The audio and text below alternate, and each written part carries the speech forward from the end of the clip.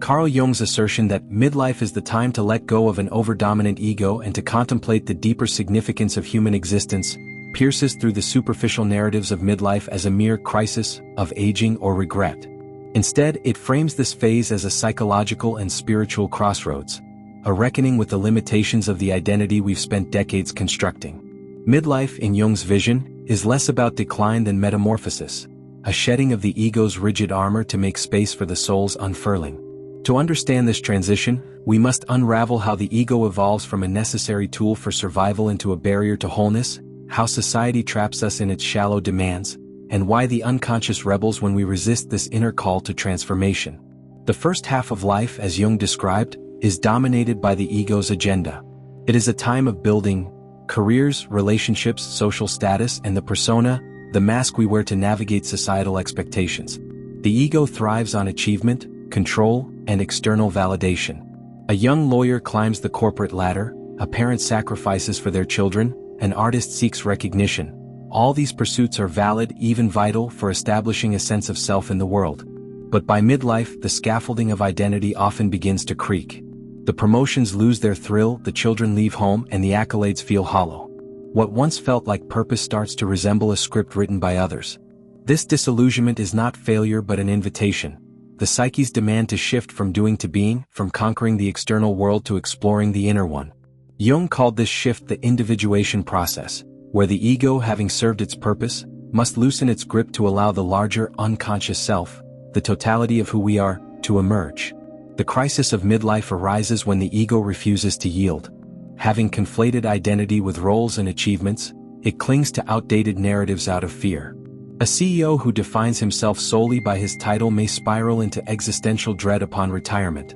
A perfectionist parent, once the backbone of the household, might resent their adult children's independence.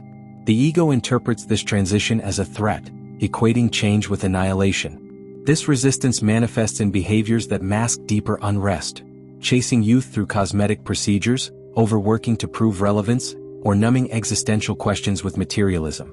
Yet these are distractions from the true work of midlife, confronting the shadow, the repressed parts of ourselves we've deemed unacceptable.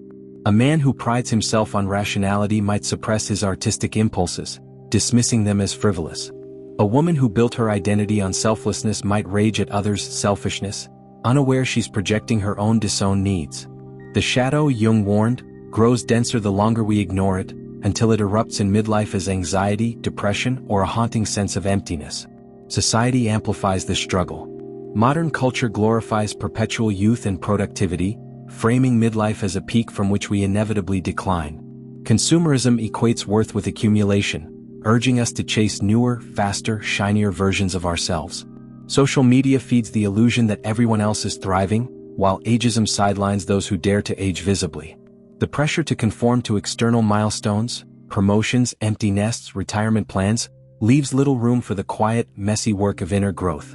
Even the term midlife crisis pathologizes what is, in truth, a natural evolution, a soul's rebellion against a life half-lived. Contrast this with traditional societies, where elders are revered as wisdom keepers, their wrinkles maps of experience rather than flaws to erase. Without such models, modern midlifers often face this transition alone, gaslit by a culture that dismisses their longing for meaning as self-indulgence. Yet the unconscious refuses to be silenced. When the ego digs in its heels, the psyche retaliates through dreams, anxieties, and inexplicable moods. Vivid dreams of being chased, lost, or unprepared surface as metaphors for the ego's struggle to release control.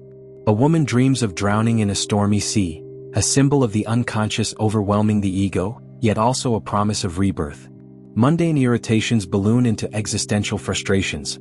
A minor criticism at work triggers disproportionate rage, or a quiet evening alone spirals into panic about mortality. These are not signs of breakdown but breakthroughs, the psyche's way of jolting us awake. Even physical symptoms like chronic fatigue or illness can be somatic cries for course correction. Jung saw these eruptions as invitations to dialogue with the unconscious, to ask, "What is it trying to tell me?"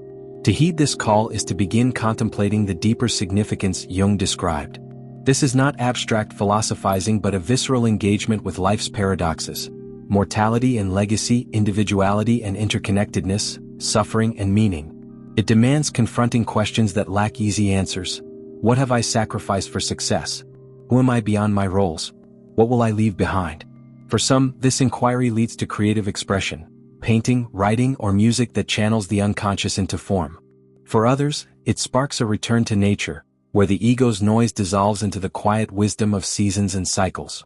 Many find purpose in service, shifting from "what can I achieve?" to "how can I contribute?" A former executive volunteers at a hospice, confronting mortality daily and discovering fulfillment in comforting strangers. A parent reconnects with abandoned dreams, enrolling in art classes despite societal whispers about midlife whims. These acts of courage are not indulgences but rebellions, a refusal to let the ego's fear dictate the rest of the story.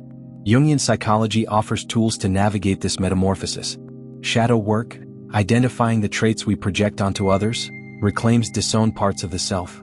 A man annoyed by a colleague's arrogance asks, "Where am I prideful?" and begins to integrate humility. Active imagination, a practice of dialoguing with dream figures or inner voices, bridges the conscious and unconscious. A woman journals conversations with her younger self, healing old wounds she'd buried under busyness. Rituals, from meditation to vision quests, create containers for the unknown, easing the ego's terror of surrender. Even societal structures can adapt. Companies might offer sabbaticals for introspection, or mentorship roles that honor midlife wisdom over productivity. The goal is not to eradicate the ego but to unseat its tyranny, allowing it to become a partner rather than a dictator. In the end, Jung's vision of midlife is one of liberation. The overdominant ego is not an enemy but an outgrown shell, a necessary armor that becomes a cage. Letting go is not a loss but a homecoming, a return to the authentic self that got buried under societal shoulds and achievement trophies. This journey is neither linear nor comfortable. It requires grieving identities that no longer fit, facing the shadows we've spent lifetimes avoiding, and embracing uncertainty as fertile ground. Yet those who brave this descent often find an unexpected gift, a life infused with depth, connection, and quiet joy. The lawyer rediscovers her love of storytelling, the CEO mentors young entrepreneurs, the perfectionist parent learns to rest. Midlife, in this light, is not an ending but a threshold, a passage from the ego's shallow certainties to the soul's vast terrain. Jung reminds us that the second half of life is not about climbing higher but digging deeper, not about collecting achievements but uncovering meaning. In a world obsessed with doing, midlife whispers, "Stop. Breathe. Be." It is here, in the unraveling of who we thought we were, that we begin to touch what it means to be fully human.